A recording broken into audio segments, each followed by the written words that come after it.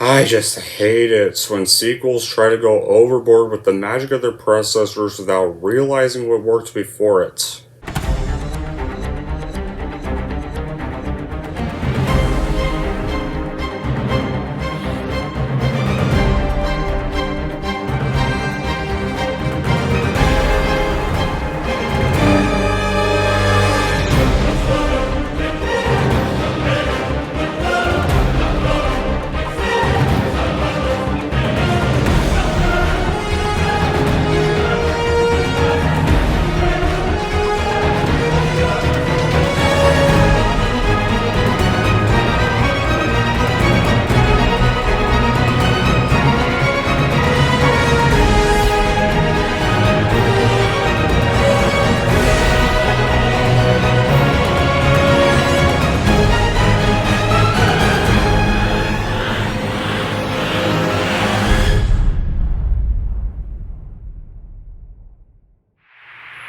Hey everyone, it's Don G. Corleone here, and I'm here with a brand new movie review.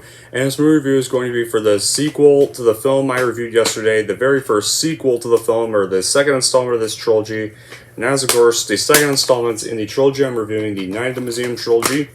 And this one is going to be for the second installment, Battle of the Smithsonian. So, yeah, that film.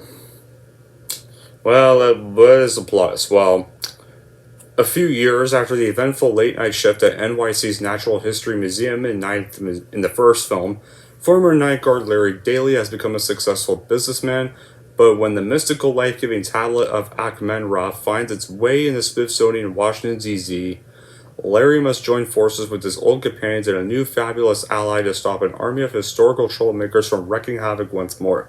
But can Larry endure one more night at the museum? Well, how was this made? Well, the writers Robert Ben Garland and Thomas Lennon confirmed to Dark Horizons that they were going to write a sequel to the first film, originally going to be titled Another Night at the Museum, and the writers said there'd be existing characters and plenty of new ones. And Fox announced the sequel, which was now going to be titled Battle of the Smithsonian, would be released during Memorial Day weekend in 2009. Ben Stiller, Owen Wilson, Steve Coogan, Ricky Gervais, Patrick Gallagher, Jake Cherry, Rami Malek, Michelle Peck, Brad Garrett, and Robin Williams would return for the sequel, with Sean Levy returning as director. The movie was shot in Vancouver and Montreal, with some scenes filmed at the Smithsonian, Washington, D.C. A scene was shot at the Lincoln Memorial on the night of May 21st, 2008. Scenes were also shot at the American Museum of Natural History in New York on August 18th and 20th in 2008. And the trailer debuted in December 2008 and was shown before screenings of Bedtime Stories, Yes Man, and Marley and Me. And the trailer even accompanied the rom-com chick flick Bride Wars in January, and then the Pink Panther 2 in February, and finally that piece of shit Dragon Ball Evolution movie. That's apparently Chris Stuckman's most hated movie in April 2009. The film would even be promoted as an opening skit on American Idol. A replica of the Idol judge seats are being held as real Smithsonian institution. And of course, they even shot an alternate ending for the DVD and Blu-ray releases, which featured the return of Cecil, Reginald, and Gus, but it was deleted for some reason. No reason at all. And they really should have just kept it for the actual film, but anyway. After all that, the film would go on to be released into theaters on May 22, 2009 by 20th Century Fox. Like its predecessor, it also received mixed reviews, but still became a box office success by making over $413 million worldwide on a $150 million budget. But this was $100 million less than the first film back in 2006. But anyway, my reaction. You're all wondering what my reaction was to this sequel. Well, I'm going to say this. I remember when I first saw this film in theaters in 5th grade, and remember hating it when I first saw it. Sorry guys, but I used to hate this sequel actually when I was younger. I found the sequel just boring, unfunny, generic, and even lacked the magic of what made the first one literally work so much. In fact, I even used to find this one of the worst sequels of all time. And probably one of the worst films of 2009 when I first saw it, originally. I didn't even view the original film again for a lot of years because of how bad the second one was when I first saw it. But I had rewatched the film yesterday, recently, and now I don't necessarily hate this movie anymore. I appreciated it a little better, but I still think it's quite an inferior sequel. And it's still not a great movie. Like, the first Night at the Museum was a phenomenally funny film with some heart added to it. And I had high hopes for this film, but what happened? First, let's get through all the bad. Like, there were several characters that I was really disappointed to see did not have big parts, like especially Ricky Gervais and this character, Dr. McPhee. Like, Dr. McPhee really added to the humor in the first movie, but he just looks so bored and serious in this sequel. Like, he doesn't even appear like at all. Like, what? Why? You just had to cut out one of the best non-exhibit characters in the film. That was just really gold to watch in the first film. Like, his overreactions were phenomenal. Like, I really liked his overreactions, kind of his paranoia. Like, his paranoia was so funny in the first film, and like that made him so hilarious. Like, here he doesn't even sound. He just sounds way too serious now, and I really miss that.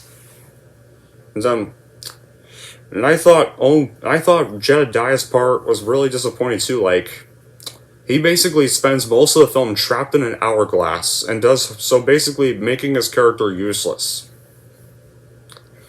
And Ben Stiller's character very daily, like, Ben Stiller didn't seem as into this movie as before, like with the first film.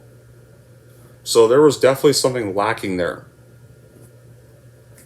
The sequel also kind of shifts action to the Smithsonian Institute in Washington, D.C., where you get more of the same Jumanji-type action, this time without any cerebral input into the plot. In fact, the whole second installment just looks uninspired and uninspiring. We don't even feel for the characters. Not even Larry Davies, he tries to stir up another frenzy when the animated exhibits. Like, it just feels rather stale as a sequel because it does not have a plot that is engaging enough for its stunts. The gigs are even repetitive, like Kamara's lip sync. Amelia's like ready for anything attitude. Like, there's never a sense of danger in the proceedings. Larry's presence in the story seems superfluous. Like, and most of the time, most of the exhibits here in this movie, they just spend most of the whole entire film fighting for their time in the spotlight. Like many of the original exhibits, like Sacagawea and Attila the Hun, they're basically locked in a box most of the film. In fact, basically most of the exhibits from the original movie are either only for short roles or to spend the whole entire movie locked up imprisoned in a box until near the end of the movie. And then Jedediah and Octavius are underused or misused. Like, Jedediah basically does escape but then gets trapped in an hourglass the whole entire movie. And then Octavius basically does escape, but then he runs into a squirrel and is never seen again until the end of the movie. And Robin Williams as Teddy Roosevelt appears at the beginning and end of the film as a small cameo partway through, but it's a shameful fate for also a very funny character because he does appear in his Smithsonian self basically doesn't even do a thing because he has no arms or legs and it's just a bronze statue. And then you have the new exhibits. The Einstein bobbleheads, Oscar the Grouch for like a brief cameo, the Cherubs, and even the Abraham Lincoln statue, too, for some reason, get like a few minutes of screen time just to make some one-liners and then vanish as Larry leaves the scene, and the first attempts to cram so many characters into too small a time frame even. I mean, now, is it good chemistry and performances between the characters in the first one are still there? Yeah, like, the good chemistry performances they share with Larry are still there sometimes. Most of the time they're off screen. As for the female lead, Amelia Earhart, now, I'll say Amy Adams does give a fine performance, but Amelia in this film, like, most of the time, like, sure, Amelia and Larry do have some good chemistry and sometimes, but here, like, they just sound so crabby and rude. They just sound like they can't even stand one another the whole entire time. Like, most of their chemistry just comes off as rude or crabby the entire movie. That's kind of hard to take any of them together seriously. And then there's a big downfall I almost forgot to share. Her and Larry's subplot. They share a romance with each other. No, I'm really not fucking kidding. They really do. That's one of the many reasons I used to hate this film when I first saw it. Because Amelia is a fake wax figure that isn't even real. So this whole subplot goes nowhere and it makes no sense. The reason I say it goes nowhere because she doesn't even come back for the third film. Anyway, so it's still pointless. Like I've always said, there was always so much potential here too. Like Kamara and Akmara reuniting, like we could have had even Akmarana. Rami Malek even doesn't get any screen time. He gets like one scene. The whole entire film, like Akmenra, like could have actually went down with them and reunited with Kamara too, and we could have had some bit of better moments there. And Teddy's mannequin meeting his boss in the Smithsonian, like we could have had most of these exhibits going there. Like they could have had more roles. We could have had like maybe Teddy meeting his Smithsonian mannequin with no arms or legs could have been a pretty funny moment had he actually been in the film. Like more development for just a few exhibits featuring too many, and all things that could have been clever and funny just don't even happen in this film. And this is supposed to be set in the Smithsonian. And this whole movie, Larry's like the only guard in the Smithsonian. Like, wouldn't there be other guards watching the whole carnage? There should have been more guards in something like the Smithsonian. I'm pretty sure the Smithsonian would have a lot more guards than just one. And it could have been put to great use. And like, one part in the final battle is even anticlimactic. Like, it basically just, once Kama Ra summons his army, Lincoln, it just gets ruined because Abraham Lincoln's statue, that shouldn't even be coming alive, because it's not even a museum exhibit, just scares off the whole army, and then we never see them again. And Larry doing the Kama Ra sword of flashlight is fine, but it just feels ridiculous. Like, and other things too, like Octavius' foray to the White House and Larry's new life just basically go nowhere. And in the end, like, Larry just realizes he preferred being a night bird to being a businessman. It's just predictable and boring, too, but okay. Enough about the bad stuff. Like, there's still a few laughs. I mean, Angazaria does give a pretty funny performance as Kama Ra, as a very hilarious over-the-top speech impediment, like Kama Ra, and I will admit, like, Kama Ra is one of the best characters in the film. Octavius using squirrels as steed for battle is clever, and Custer's speech to Larry is kind of a bit more in line with the spirit of the first film.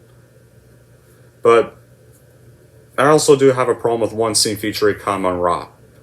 When they're recruiting other exhibits to join them, Darth Vader and Oscar the Grouch are some of the cameos, but it's like they were just thrown in for fan service, so they basically had no reason to be thrown in the film, just for some throwbacks or childhood.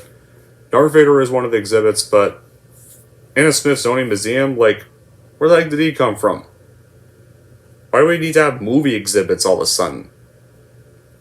And Kama Ra he basically crap talks him for his breathing sound effect, and even makes fun of him. I forget what he says, but he basically crap talks Darth Vader.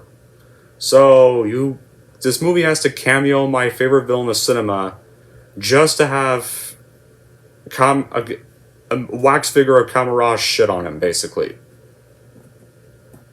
Yeah, like,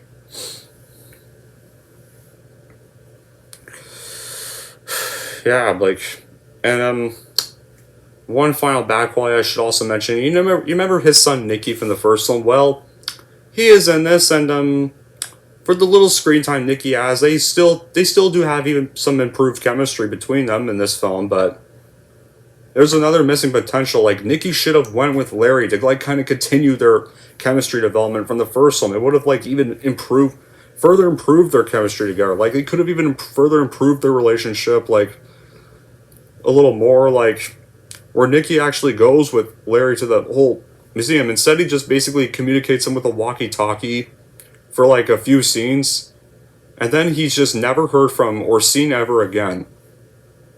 Only thing he does is just help his dad get into the museum, and that's it. We never see it or hear from him for the rest of the movie.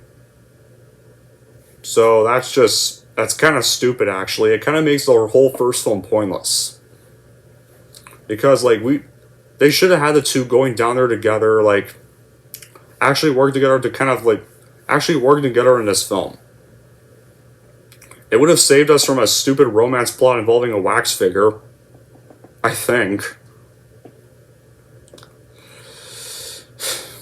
But there's still some other things I do like too. Like the ending where the museum is opening late for everyone else to see exhibits come to life in front of their eyes is a very nice way to end the movie. And Ron Williams' cameo as Teddy and the Smithsonian self are very nice scenes. And I do find the scenes with the Einstein bobbleheads pretty funny as well. Especially their That's the Way, How We Like It their parody of the song That's the Way, How We Like It. The way they sing it is kind of funny as well. They do get a bit of a laugh in them.